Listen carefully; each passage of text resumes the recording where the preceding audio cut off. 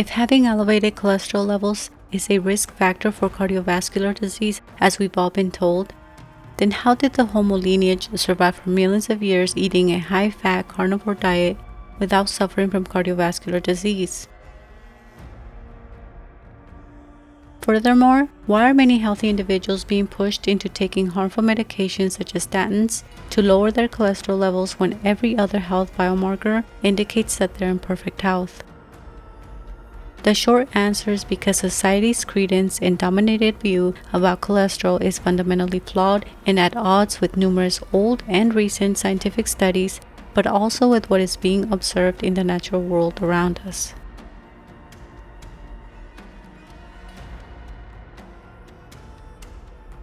It's often claimed that being in a state of hyperlipidemia or having elevated blood levels of the so-called bad cholesterol is detrimental to our health.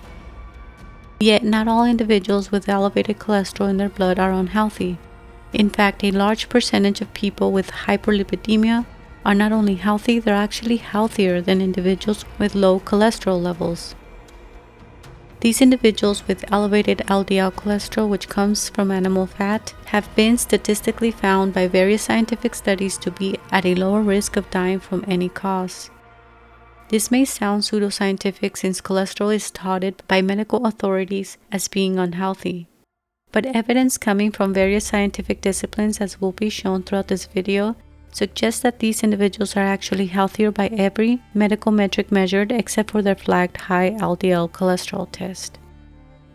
That is, they don't have biomarkers that pose any health concerns. They have no blood pressure problems, their triglycerides and blood sugar levels are low, they have a good CAC score, no detectable inflammation, they have a good body fat percentage, no diabetes, etc. This may seem contradictory since the dominant view about cholesterol found in animal foods is that it damages our health. But plenty of individuals with elevated cholesterol are living full, healthy lives without ever suffering from cardiovascular disease. In nature, carnivore animal species, those that primarily specialize in eating animal flesh, such as lions, wolves, hyenas, or polar bears, do not develop cardiovascular disease. Humans too are carnivorous animals, and from a metabolic perspective, we aren't much different from other flesh-eating animals in the wild. In spite of subsisting on high amounts of fatty animal foods, Paleolithic hunter populations are well known to have excellent metabolic health and for having low or no rates of cardiovascular disease. In fact, hunter-gatherer groups of people are often championed as models for health. So if this is the case, then why do modern humans develop cardiovascular disease when other carnivorous animals don't, or when our prehistoric hunter ancestors rarely did? Some people might point to some special biological or genetic predispositions in humans that other carnivore animals might not have. But if humans have a natural genetic predisposition to developing cardiovascular disease, as some scholars will argue, then prehistoric hunter societies should have equally suffered from cardiovascular disease in the evolutionary past. But they didn't. Most of the problems that develop into cardiovascular disease generally come from the modern foods that are now being consumed and not from genes that allegedly predisposes individuals to cardiovascular disease. Sure, there are small differences in how various groups of people metabolize fat. However, this isn't a flaw or a genetic predisposition to developing cardiovascular disease. For example, the fact that the Inuit and other groups of people metabolize fat at different rates does not suggest that all Inuit people have defective genes. Different groups of people have small differences in how they metabolize fat. Some groups of people metabolize fat slower or faster than others. For example, generally speaking, women metabolize fat slower than men. This doesn't mean that women have faulty genes that predispose them to developing cardiovascular disease at higher rates than men.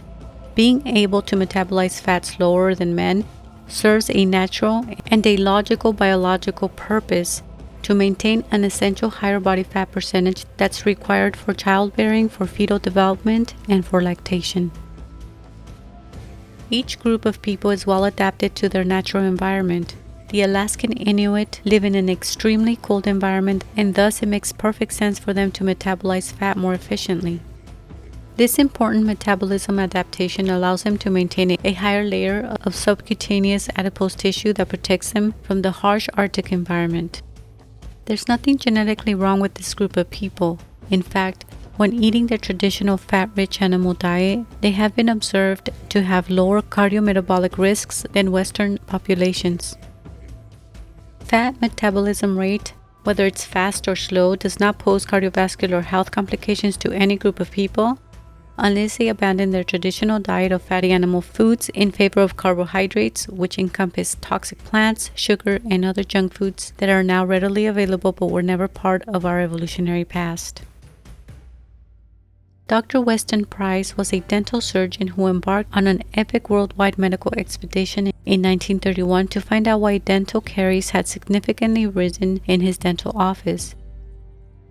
He was influenced by a paper written in 1928 that reported that children with type 1 diabetes mellitus that were treated with a low-carb, high-fat diet and insulin showed a reversal in their dental caries. He tested this idea himself by putting 30 of his child patients with dental caries on a low-carb, high-fat diet. He fed them once a day a fat-rich diet of regular whole-fat milk, cream, butter, eggs, meat, cod liver oil, and small amounts of bulky vegetables and fruit. To his amazement, this low-carb, high-fat diet prevented the progression of their dental decay.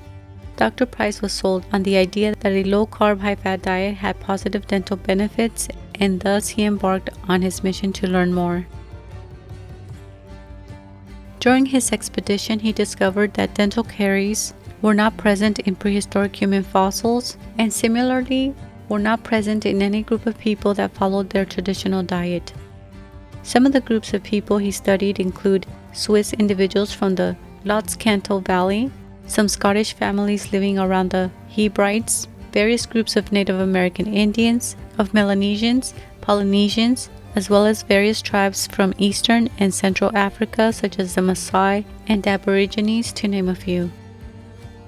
In every group of people he studied, he found that tooth decay was rare. He also noticed that all had broad faces with better proportions, perfect dental arches, and better immunity, as demonstrated by the absence of tuberculosis with the Swiss native population.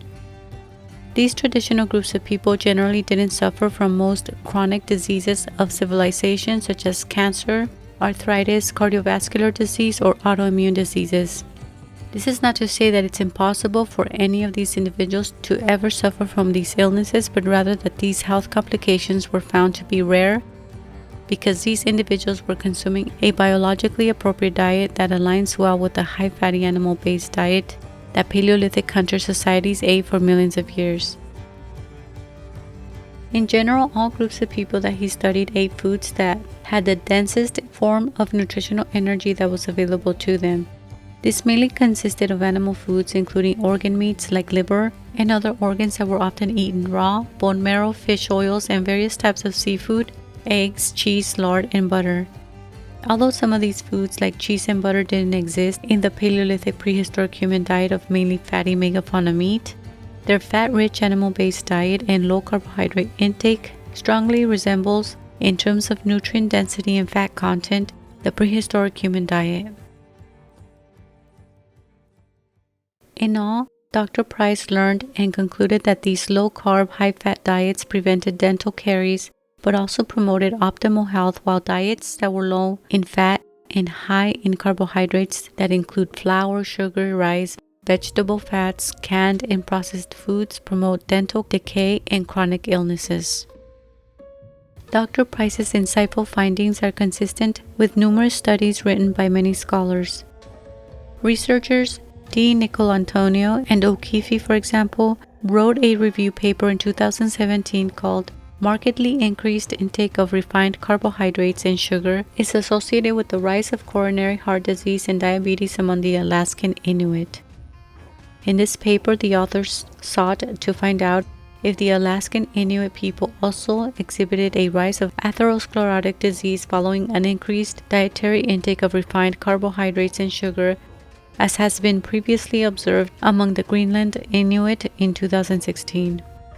Like the findings of Dr. Price and the findings from the 2016 paper written on the Greenland Inuit people, D. Nicolantonio and O'Keefe found that increased consumption of refined carbohydrates, sugar, and other low nutrient-dense foods likely contributed to the overall health decline of the Alaskan Inuit.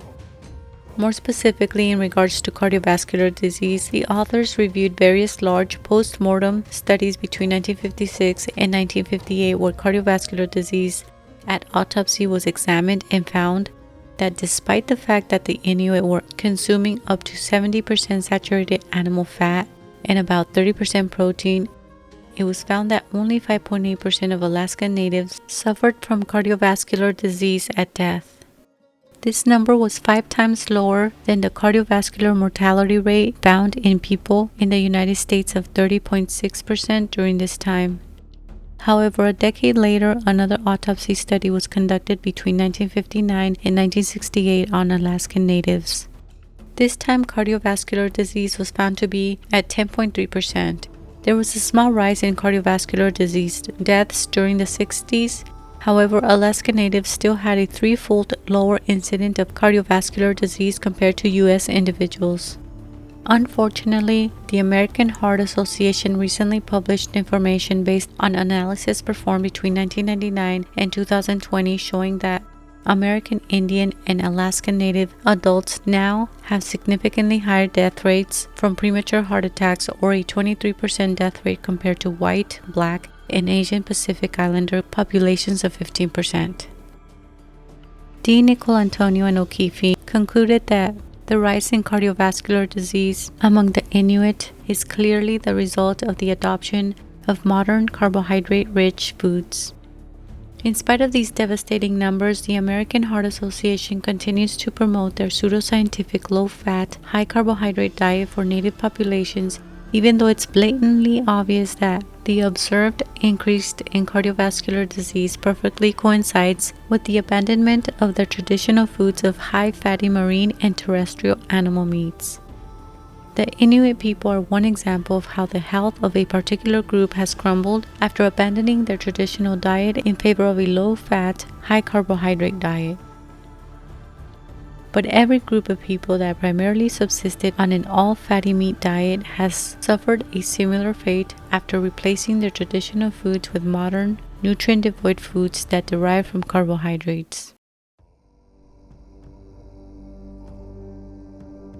But it's also important to point out that numerous ancient mummies have been found to have had cardiovascular disease. In fact, many mainstream researchers and articles, such as this one titled, "Heart Disease Was Common in Ancient Egypt Too," make the argument that prehistoric people had cardiovascular disease, but also that cardiovascular disease was more prevalent than today. Although researchers are correct to point out that ancient mummies from various parts of the world have been found to have had coronary heart disease, it's naive and narrow-minded to imply that heart disease is a normal phenomenon found in all human populations. Cardiovascular disease is not a natural predisposition as many researchers jump to argue, nor does it mean that saturated fat is responsible for the development of atherosclerotic disease as others also try to claim. These mainstream article writers rarely distinguish between the diet of Paleolithic hunters from the diet of ancient people that subsisted on farm foods. For example, this 2014 article titled "Genomic Correlates of Atherosclerosis in Ancient Humans" fails to bring up this important dietary distinction between Paleolithic hunter groups of people and Neolithic farmers when talking about the cardiovascular disease found in ancient mummies. For example, in this same paper, the authors quote, "Our ancestors going back thousands of years show signs of atherosclerosis as suggested by modern research using CT to detect evidence of calcium deposits associated with atherosclerotic plaques in the arteries of mummies as old as 5,000 years. Even though our human ancestors lived far different lives than we do, their environments and lifestyles were not protecting them against the development of atherosclerosis." Here, the authors insinuate that because atherosclerosis was present in prehistoric people, then it must mean that developing atherosclerosis is a normal part of human aging that has nothing to do with modern civilization. This argument is made even though to date nobody has ever been able to show in the scientific literature that cholesterol load directly causes plaque to build up in the arteries.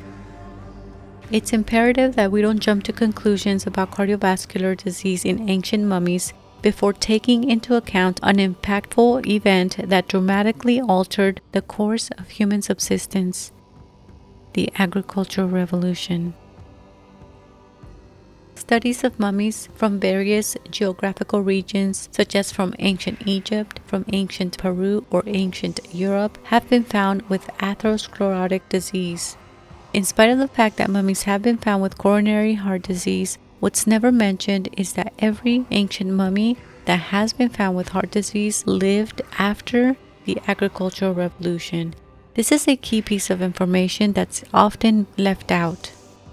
Do the authors not understand that the societies that lived after the agricultural revolution, which occurred around 12,000 years ago, were subsisting on a completely different diet than those from Paleolithic country societies? Maybe they don't understand that mummies found in agricultural societies lived on a diet that was heavily dependent on cereal crops and very little of anything else. For example, Utsi is an exceptional mummified specimen that was discovered on September 19, 1991 by the German couple Erika and Helmut Simon while on a hike in the Italian Alps located in northwest Italy. Tissue analysis dated his body to 5,300 years old. The Iceman, who lived between 3,359 to 3,501 BC, was naturally mummified in the glacier's ice instead of having been treated with substances like many mummies found in the past. This means that his soft tissue, his bones, organs, as well as his clothing, tools, and what he was carrying had been extraordinarily well preserved. Since his discovery, Utsi has undergone extensive examinations using various scientific methodologies such as isotopic, paleobotany, genetic, computer tomography, histology, radiology, and even analysis from several advanced contemporary technologies like nanotechnology or the detailed genetic analysis of the nuclear genome. Thanks to these examinations, we now know a lot of important information about Utsi. He was 1.6 meters tall, he weighed approximately 50 kilograms, and was around 45 years old when he died. A CT scan revealed that he had atherosclerosis. He had major calcification in various arteries, which is a strong indicator that he had generalized atherosclerotic disease. However, many written articles have been quick to blame his genes for causing cardiovascular disease. They rarely blame his diet. Utsi grew up and lived in valleys around the southern region of the Alps, near the Tyrrhenian Sea. We know this because common ancestry between Utsi and the contemporary inhabitants of this region have now been linked, and because the Iceman had been found to be lactose intolerant, which is a significant genetic trait of individuals connected with the advent of agricultural societies in Europe. Although Utsi did consume some meat, the bread that was found in its stomach was made out of einkorn, which is a type of wheat that was not native to Europe. This indicates that he lived in a farming community where this particular type of wheat was cultivated at that time. Utsi lived in a farming community that heavily depended on this cereal crop for food. Aside from atherosclerosis, he also suffered from a plethora of illnesses that are commonly found in other farming societies, or better stated, in societies that abandoned their hunting way of life in favor of a grain and processed food diet. In a 2002 paper called The Paradoxical Nature of Hunter-Gatherer Diets, Meat-Based Yet Non-Atherogenic, Dr. Lorraine Cordain et al. Point out that most of the health conditions that we see today, such as cardiovascular disease, are referred to as diseases of civilization by anthropologists because these health problems only showed up after the agricultural revolution. This term is used to describe chronic illnesses that are commonly seen in industrialized nations but were almost non-existent prior to the development of agriculture. Before agriculture was invented, hunting societies didn't suffer from these degenerative health occurrences, but as soon as people began farming, these diseases began to manifest. Essentially, farmers were able to obtain cheap calories from their farmed grasses. However, unfortunately, this came at a severe nutritional cost that expressed itself in a plethora of health disorders, such as many of those health conditions found in Utsi. Utsi is a perfect example of this nutritional trade-off that occurred when humans turned to farming in order to try and meet their nutritional needs. Aside from having cardiovascular disease, Utsi also had dental caries, osteoarthritis, and other metabolically related illnesses that are associated with a diet based on poor quality farmed foods. This is why Jared Diamond stated in a 1987 article titled "The Worst Mistake in the History of the Human Race" that the adoption of agriculture, supposedly our most decisive step toward a better life, was in many ways a catastrophe from which we have never recovered. Jared Diamond stated this because he understood that the health of the human population prior to the agricultural revolution was remarkable. Contrary to popular belief, Paleolithic hunters didn't live a nasty, brutish, and short life. As I described in my video called "The Lifespan of Hunter-Gatherers, They Weren't Dying at the Old Age of 30. In this video, I point out that archaeological and paleopathology evidence has found that Paleolithic hunters were lean, fit, and free from chronic diseases such as diabetes, dental problems, cancer, obesity, and/or cardiovascular disease, to name just a few of the most common health conditions. Additionally, in a paper written in 2018 called "Hunter-Gatherers as Models in Public Health," authors Ponser et al. Point to demographic analysis of various small-scale hunting hunter-gatherer populations to show that they have a comparable lifespan to people living in wealthy industrialized societies. They lived into their 70s and beyond despite not having modern medicine or medications like statins to lower their cholesterol. Ponser et al. Also point out that heart and vascular disease account for a negligible proportion of deaths in hunter-gatherer populations, even among adults that are over the age of 60, such as among the Amazonian rainforest people called the Tismane, as well as in other mid-20th century hunter-gatherers. The Tismane are modern people that don't represent prehistoric hunter societies, but their diet is closer to the diet of our prehistoric ancestors than the diet of most industrialized nations. They have a mixed hunter-gatherer and subsistence farming economy. Cardiovascular health has been studied extensively for over 2 decades among this group of people, and they have found that even though they have high levels of C-reactive protein, which is a marker of inflammation that's associated with cardiovascular disease, they have low rates of hypertension, almost no artery disease, and they have the lowest prevalence of coronary artery disease that has ever been reported. In regards to developing cardiovascular disease, a similar scenario can be observed when we compare dogs and wolves in the wild with those that are domesticated. Wild and domesticated dogs are carnivorous animals.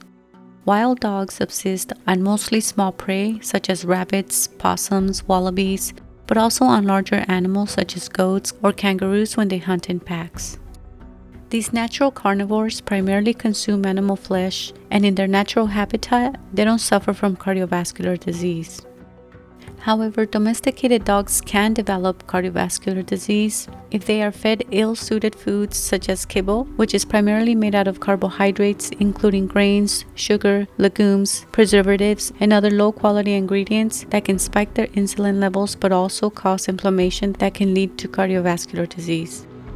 Essentially, these dogs are being fed a species-inappropriate diet that strongly resembles the standard American diet that most people now consume.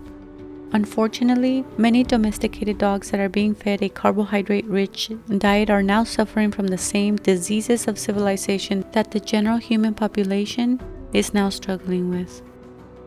In general, most humans understand that it's inappropriate to feed sharks cake or a wolf oatmeal for obvious reasons. However, many people are under the impression that it's perfectly acceptable for domesticated dogs to be fed cookies and food made out of bread, and that it's fine for humans to eat cereal or pancakes for breakfast on a daily basis. Hopefully, a brief overview of the hominid transition to an animal-based diet will help us better understand why it's important to feed our bodies the most nutrient-dense foods on the planet, and why our prehistoric ancestors on average didn't suffer from cardiovascular disease, while cardiovascular disease is now the leading cause of death worldwide among modern Homo sapiens. The Australian anatomist and anthropologist Raymond Dart, who discovered the first human ancestor fossil, Australopithecus africanus, in 1924, also popularized the idea of our early ancestors hunting meat in order to survive the African savanna. Australopithecus africanus, who lived between 3.3 to 2.1 million years ago, wasn't a full-blown carnivore. But in 1950, Dart wrote that these apes were confirmed killers, carnivorous creatures that seized living quarries by violence, battered them to death, tore apart their broken bodies, dismembered them limb from limb, slaking their ravenous thirst with the hot blood of victims, and greedily devouring livid, writhing flesh. Dr. Dart was correct. Even though the diet of Australopithecus africanus primarily consisted of fruit, plants, nuts, seeds, roots, insects, eggs, and the occasional prized hunted meat, their appetite for meat was undeniable. But Australopithecus africanus was not the only hominid interested in meat millions of years ago. With little more than stone tools, our earliest Homo ancestor, called Homo habilis, who lived approximately 2.4 to 1.5 million years ago, had already mastered the art of hunting on a regular basis. And by 1.7 million years ago, Homo erectus was fully capable of hunting medium to large-sized mammals in the African savanna. In the Levant, elephants were the ideal food package for Homo erectus for its high nutrient-dense fatty protein content. By this time, these early hominids had already become part of the hypercarnivore guild. They were fully dependent on feeding off hunted meat. This is why many large mammals, including proboscideans, which are elephants in their extinct related forms, have been commonly found in early African Pleistocene sites and in many prominent lower Paleolithic sites outside of Africa, as pointed out in 2021 by Mickey Van Dor and Rand Barkai in an article named Supersize Does Matter: The Importance of Large Prey in Paleolithic Subsistence and a Method for Measuring Its Significance in Zooarchaeological Assemblages. But becoming an apex predator, subsisting and fully depending on a high animal fat and adequate protein diet didn't evolve out of thin air. Many skills and bodily changes had to evolve over the course of millions of years before our earliest ancestors could emerge as the apex predators, fully adapted and dependent on eating fatty animal foods.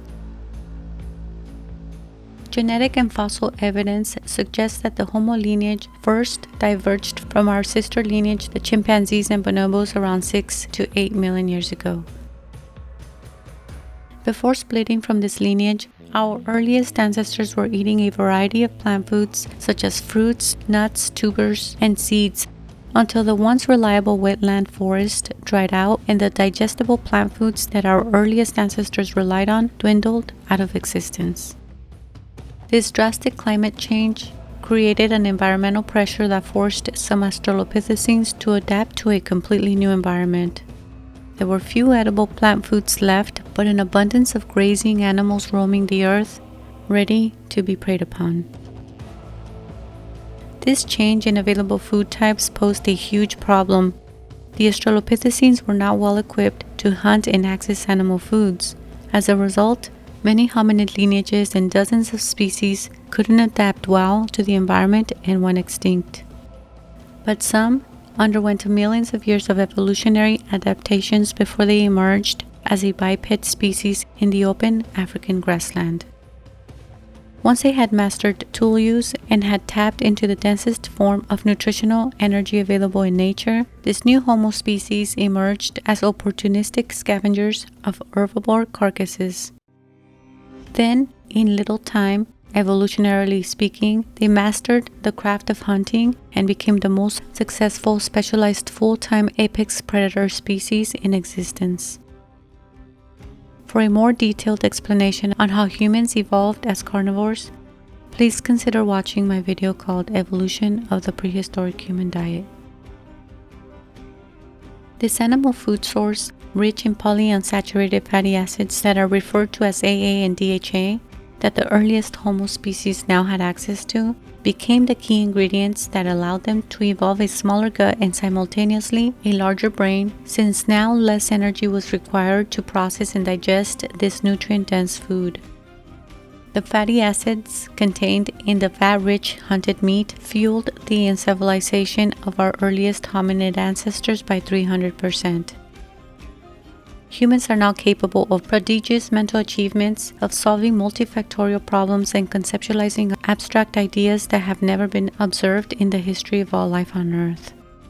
This food source gave them extra energy to develop a complex brain capable of processing decades worth of information in split seconds. And in no time, they were able to expand in numbers and spread their populations across Africa and Eurasia. They were fully capable of surviving in a broad range of ecological environments, since animal foods can be found in every continent of the world. In a recent 2021 article from Tel Aviv University called Levantine Overkill: 1.5 million years of hunting down the body size distribution, researchers Jacob Dambitzer et al. Tracked the long-term hunting practices of several human species over the last 1.5 million years in the southern Levant by analyzing prehistoric hunted remains. In this study, the researchers set out to find out whether climate changes or human cultures were associated with the decline of many large-bodied animal species during the Pleistocene. Fauna remains from dozens of prehistoric archaeological sites were examined in and around Israel. The authors found a consistent decline in the size of animals that humans and Neanderthals hunted over time, from giant elephants hunted around 1 to 1.5 million years ago, down to smaller and smaller animals such as gazelles around 10,000 years ago. Prehistoric hunters had a clear preference to hunt the largest animals available in any given area because larger animals contained a higher proportion of fat than smaller prey. They were after fat, not tubers and leaves, nor were they after roots or seeds. They wanted fatty meat since animal fat has always been the essential ingredient found in nature capable of sustaining their metabolically demanding brain. But additionally, prehistoric hunting populations also wanted large quantities of animal fat because the human body has a physiological limit in how much lean protein it can consume. Consuming more than around 35% and 50% of lean protein leads to protein toxicity, since lean protein is metabolically expensive to digest. Protein toxicity can occur because the liver has a limit in the amount of enzymes it can produce. These enzymes dispose of the byproducts that the liver produces after metabolizing proteins that contain nitrogen. Consuming too much lean protein can lead to a buildup of waste products in the blood that can be fatal if left untreated. A diet consisting of only 35% lean protein would have caused them to starve to death unless they met their required daily energetic expenditures by consuming animal fat. It was difficult to live off smaller prey because smaller animals are more energetically expensive to catch, but also because they were significantly leaner than large animals. Consequently, with a large metabolically expensive brain, animal fat became an obligatory food source that the Homo lineage cannot survive without. This deciding force to prey on the largest and fattest animals that they could find likely caused the extinction of many megafauna species. The evidence suggests that throughout the Pleistocene, once the largest animals in a given area had been hunted to extinction, new human lineages were obligated to hunt progressively smaller prey over time, but also there was an environmental pressure to constantly adapt their hunting technologies to match the different types of fauna that remained in existence. Jacob Dambitzer et al. Believe that the mass extinction of large animals was not due to environmental factors, since they didn't find any evidence of a constant environmental decline that coincided with the decline of fauna body size. The decline in animal body size over time, on the other hand, directly coincides with the emergence of the genus Homo. In every continent in the world that the genus Homo found themselves in, the extinction of the megafauna followed. As a result, all humans are now living in a different world than the environment our species evolved in. We are now living in an environmentally mismatched setting, one that is now devoid of megafauna and has a substantially different ecosystem. After this mass extinction of the megafauna, humans found themselves in barren and impoverished lands where they were forced to drastically change their way of life around 12,000 years ago.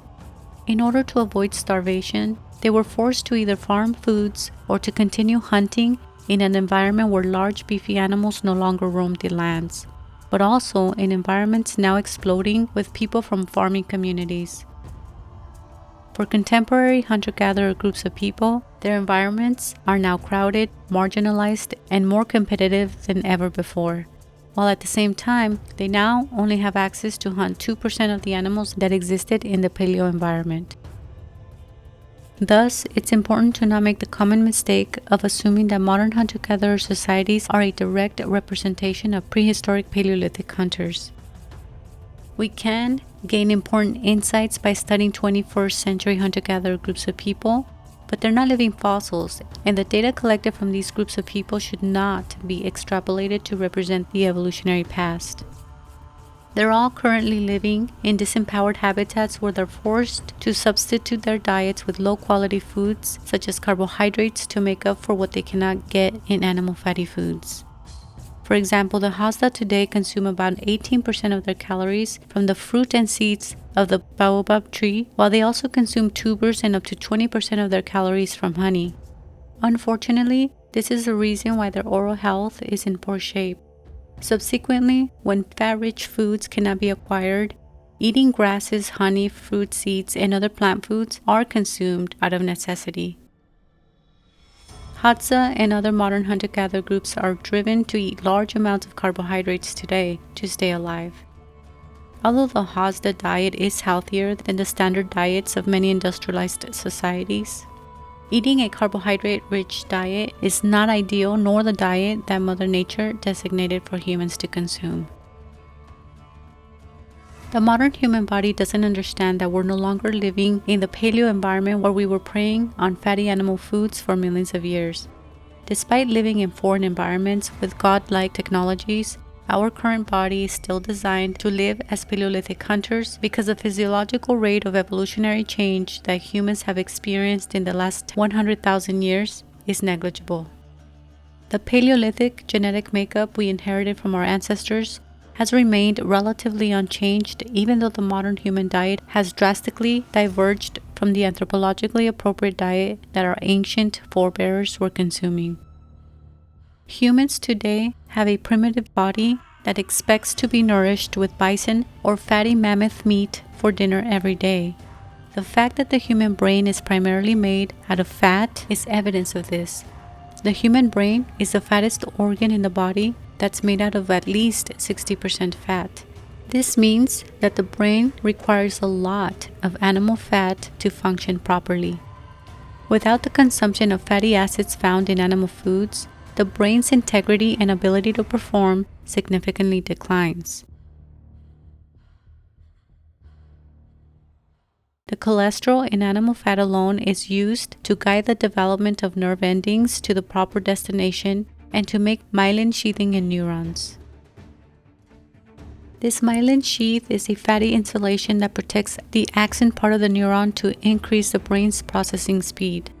Saturated fat is also crucial for maintaining the membrane of every cell in our bodies, for hormone production, for producing bile acids, which helps emulsify fats and absorb fat-soluble vitamin A, D, E, K, and for producing vitamin D3. Cholesterol is an essential nutrient that is part of our immune system, and without an abundance of it, we would simply not survive. In other words, it's foolish and nonsensical to vilify animal cholesterol and to accuse it of causing cardiovascular disease, when in fact, it's an essential nutrient for maintaining many bodily functions. As such, it is in our best interest to realign our ancient physiology to the appropriate diet that we experienced in the evolutionary past. This message, however, is the opposite of what we're being advised. Medical doctors who receive at best only 20 hours of inaccurate nutritional training in the course of 5 years in medical school and who have zero biological anthropology education feel confident to tell us what we should and shouldn't eat? How is this allowed when most of them don't even have an understanding of the kinds of foods humans evolved to eat? Every healthcare expert that we look to for guidance will advise us against nature's wisdom to avoid saturated fat because cholesterol causes heart disease, blood clots, or strokes. Institutions like the USDA recommend we avoid or limit animal-derived foods such as butter, cheese, red meat, or eggs, while simultaneously advising that we adopt a so-called balanced diet consisting of more carbohydrates such as lots of fruits, vegetables, and whole grains, even though many of these foods have anti-nutritional properties and are significantly less nutritionally dense than any animal-based foods, as Hockett and Haas showed in a 2003 paper. In their article called Nutritional Ecology and Diachronic Trends in Paleolithic Diet and Health, the authors created a table to compare important vitamin contents found in 100 grams of various plants and in 100 grams of various animal foods. Overall, they found that per 100 grams, terrestrial mammal food was more bioavailable and more nutritious than any plant-derived food. This is no surprise considering that humans are also terrestrial mammals that require similar chemicals and vitamins that other terrestrial mammals contain within their flesh. If saturated fat is bad for our health, then why do we see children on low-fat diets suffer from brain functionality issues and physical developmental problems when they don't consume fat-soluble vitamins such as vitamin A, D, E, and K2 that are strictly found in fatty animal foods? In a randomized controlled school feeding study performed by Newman et al. In 2007 called Meat Supplementation Improves Growth, Cognitive, and Behavioral Outcomes in Kenyan Children, the authors found that the school children from Kenya that had been on a high plant-based diet had a significant improvement in growth, in cognitive performance, and in behavioral outcomes after they supplemented their diet with fatty meat. If cholesterol is bad for humans, then we should never have seen any vitamin or nutrient deficiencies in these school children in Kenya that had been primarily subsisting on a high plant-based diet. The reality, however, is that these Kenyan children were simply malnourished from being fed a nutrient-devoid plant-based diet that is also naturally high in phytic acid, anti-nutrients, and toxins that inhibit the absorption of important minerals and nutrients that are essential for humans. Whether we'd like to admit it or not, every individual requires a fatty animal-based diet and a low carbohydrate consumption to optimize their health. Yet, the message to reduce the consumption of cholesterol by consuming less animal-based foods instead of lowering carbohydrates in order to avoid cardiovascular disease continues to be at the forefront of most public health campaigns. The current understanding of the pathogenesis of cardiovascular disease has been slow, misunderstood, or straight out manipulated, as can be shown in the case of prescribing statin medications to reduce serum cholesterol levels. For many decades now, the world's leading cause of death continues to be cardiovascular disease. How can this be when we have access to the so-called gold standard reductase inhibitor medications, which are touted as life-saving drugs for heart disease? Reductase inhibitors, also known as statin medications, are a class of drugs that have been designed to lower the cholesterol and fats in the blood by inhibiting key enzymes that help make cholesterol. However, despite that these blockbuster drugs bring in a profit of $19 billion per year, heart disease is not disappearing in patients with heart disease that are on a statin medication. To date, there are 0 clinical studies showing a complete reversal or elimination of coronary heart disease after lowering plasma LDL cholesterol. But also, as mentioned by Dr. Peter Libby in a 2005 paper called The Forgotten Majority: Unfinished Business in Cardiovascular Risk Reduction, the majority of people on statin medications do get heart attacks.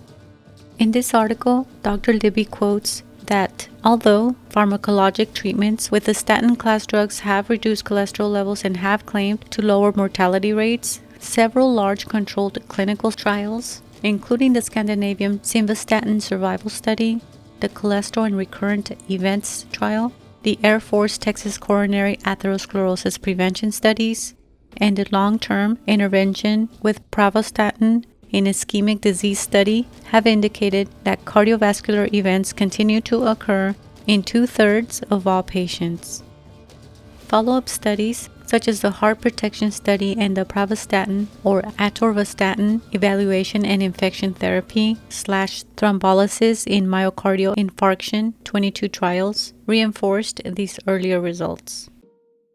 In a 2015 article named The Effect of Statins on Average Survival in Randomized Trials, an analysis of endpoint postponement, the authors found that statin medications can extend a person's life by an unimpressive 3.2 days. Statins can extend a person's life by a couple days, but this trivial benefit is not because of the drug's ability to lower blood cholesterol. It's because statins also have the ability to reduce inflammation. It's likely that the minute success of statin trials is due to the drug's ability of lowering inflammation and not because its ability to lower cholesterol. Beyond the slight lowering of inflammation, there's no evidence that show that statin drugs are beneficial in any way. There are 0 studies to show that these drugs extend lifespan in the general population beyond a couple days, nor is there any evidence that they reduce or completely eliminate cardiovascular disease. If anyone believes that they're treating heart disease by lowering cholesterol, bouts of cardiovascular events should clearly be reduced, but they're not. Similarly, if anyone believes that cardiovascular disease is being cured through statin medications, then there should be evidence that heart attacks are being prevented. Unfortunately, the scientific data suggests that statin medications do neither of these things. They are failing to treat anyone from heart disease and failing to prevent most heart attacks. In fact, to the contrary of being life-saving medications, statins have actually been found to be dangerous and detrimental to our health. It's not natural for humans to live in a hypocholesterolemia state when the human body evolved to require large quantities of animal fat to maintain proper health. Statins are known to damage DNA by poisoning the body's mitochondria, leading patients to develop a condition called myopathy, which is a group of health disorders that affect muscle structures. Rhabdomyolysis is a severe form of myopathy that can be life-threatening. The muscle tissue disintegrates and releases toxic muscle fibers that enter into the bloodstream, then travel to the kidneys to eventually cause kidney damage. In a book called Lipitor, Thief of Memory, Statin Drugs and the Misguided War on Cholesterol, written in 2006, the author and former astronaut, aerospace medical research scientist, flight surgeon, conventional family doctor, and test pilot in the U.S. Air Force, Dr. Dwayne Graveline, recounts his personal traumatizing experience with the statin medication Lipitor. He was originally given Lipitor to lower his LDL cholesterol when his blood cholesterol levels came back high after a routine checkup. At first, Dr. Graveline was grateful for the medication because as a medical doctor he too believed that high cholesterol was dangerous and could cause heart disease. But it didn't take long before he experienced an episode of transient global amnesia. This is a condition that causes short-term memory loss. He had forgotten who he was, where he was, or what had just happened. Given his high cholesterol diagnosis, he assumed he had suffered a stroke, but it wasn't a stroke. He decided to stop taking the medication for a while, but when he began taking it again, a year later, he suffered another episode of memory loss. He was officially diagnosed with transient global amnesia while at an emergency room. Transient global amnesia was not a listed side effect associated with Lipitor at that time, so his doctor assured him that the medication couldn't be the cause of his memory loss. But Dr. Graveline became doubtful and began investigating memory loss in relation to statin medications. It took no time to find many people online who had also suffered memory loss while taking a statin medication. Although doctors continued to reassure him that statins were safe, he remained skeptical but also continued taking Lipitor. Soon after, he sadly developed a neurological disorder called amyotrophic lateral sclerosis, ALS, which is a progressive neurodegenerative disorder that affects nerve cells in the brain and spinal cord that can lead to paralysis and eventually death. Unfortunately, there's no cure for ALS, and the FDA's approved therapies for ALS are not impressive. For example, the FDA-approved drug called Riluzole may extend life by a laughable 2 to 3 months. Other drug therapies for ALS might add several additional months to someone's life. But one thing is for certain, no ALS therapy has the capacity to cure anyone from ALS. As an airline pilot, Dr. Graveline perfectly understood the danger posed to him and others if he or any other pilot, drivers, or surgeon taking a statin medication suffered an episode of transient global amnesia while on the job. Commercial pilots and other professionals are often responsible for keeping hundreds of people alive. Unfortunately, Dr. Graveline passed away in 2016. Although his cause of death is not clear, it was stated that he died after a short illness. Could it be that he passed away from the devastating ALS complications that he had been diagnosed with, since the average life expectancy of ALS is between 2 to 5 years after onset? The Mayo Clinic website states that there's no good evidence that statins cause or trigger ALS. However, there have been reports of people who have developed ALS while taking statins. Although, as WebMD states that there's no good evidence indicating that statins can cause or trigger ALS, we do know that animal cholesterol is a vital component for the brain that plays a significant role in protecting and developing nerve cells. I'm no expert in ALS, but lowering animal cholesterol in the blood, which is the exact substance that protects nerve cells in the body and plays a crucial role in the neuronal connections in the brain, doesn't sound like an intelligent idea. In fact, it's likely that the opposite is true. Increasing dietary animal cholesterol in patients with ALS could potentially reduce and/or buffer the risk of developing ALS and the rate of ALS progression, as this review paper written by Pagagoni et al. In 2013 found. In this article called High-Fat and Ketogenic Diets in Amyotrophic Lateral Sclerosis, Pagagoni et al. Found strong epidemiological data in mice and animal studies showing that malnutrition is a common symptom of ALS disease progression. They also found that being overweight reduces ALS progression, but the increase of animal fat consumption also ameliorates ALS disease progression. This finding supports the idea that when an individual's nutritional state deviates away from the natural prehistoric diet, such as by lowering serum cholesterol levels to a hypocholesterolemia state, the individual will suffer. Cholesterol is crucial for proper brain and neurological function, as this next recent 2024 human case study nicely demonstrated. In this study titled Time-Restricted Ketogenic Diet in Amyotrophic Lateral Sclerosis, a case study, researchers Phillips et al. Managed to improve ALS-related functions of a 64-year-old man with a 21-month history of progressive bulbar onset ALS. This type of ALS involves the degeneration of the lower cranial nerves and has an average survival rate of only 24 months. The subject was simply put on a time-restricted ketogenic diet for 18 months. This high-fat protein diet, along with bouts of restrictive eating, was enough to improve his ALS-related functions by 7%, his forced expiratory volume by 17%, and his forced vital capacity by 13%. His depression and stress levels were also normalized. His fatigue improved by 23%, and his overall quality of life improved by 19%. The authors noted that their subject remains functionally dependent and dedicated to his time-restricted ketogenic diet.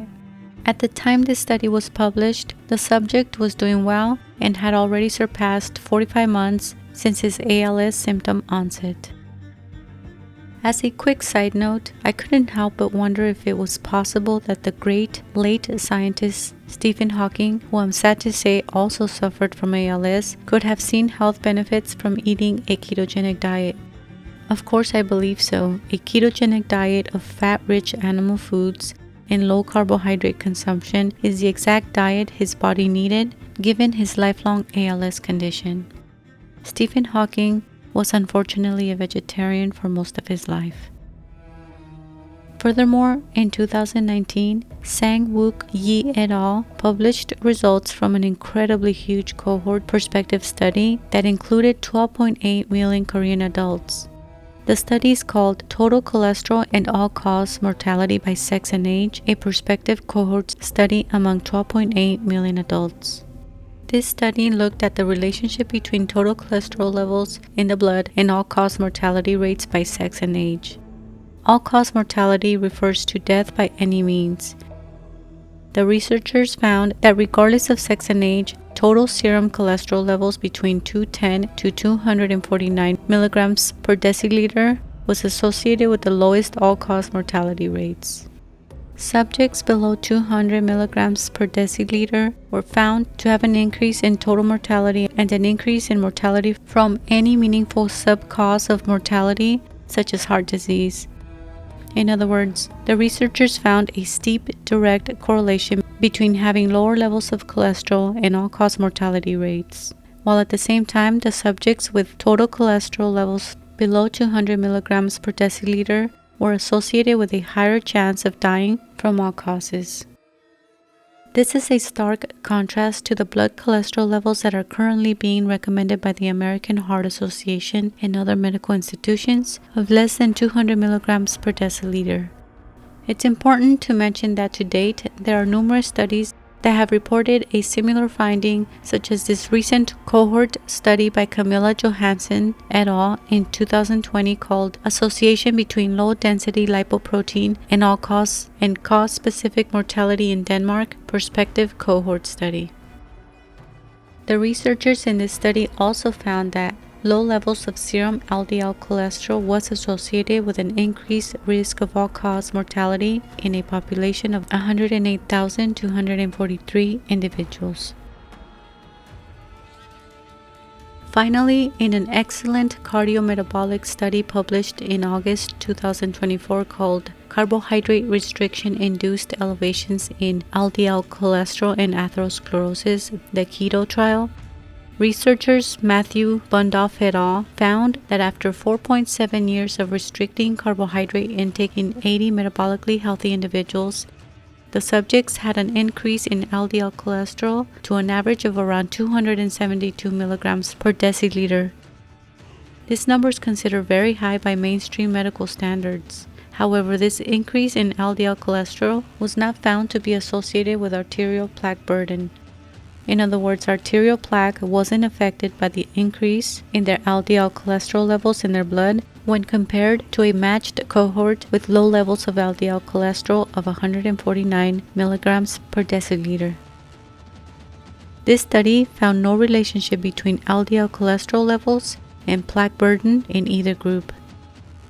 These current studies complement what we know about our evolutionary past in regards to animal fat, that our preference and dependence on fat in order to maintain good health is robust, cardioprotective, and that this dependency on fat continues to persist in the modern human population.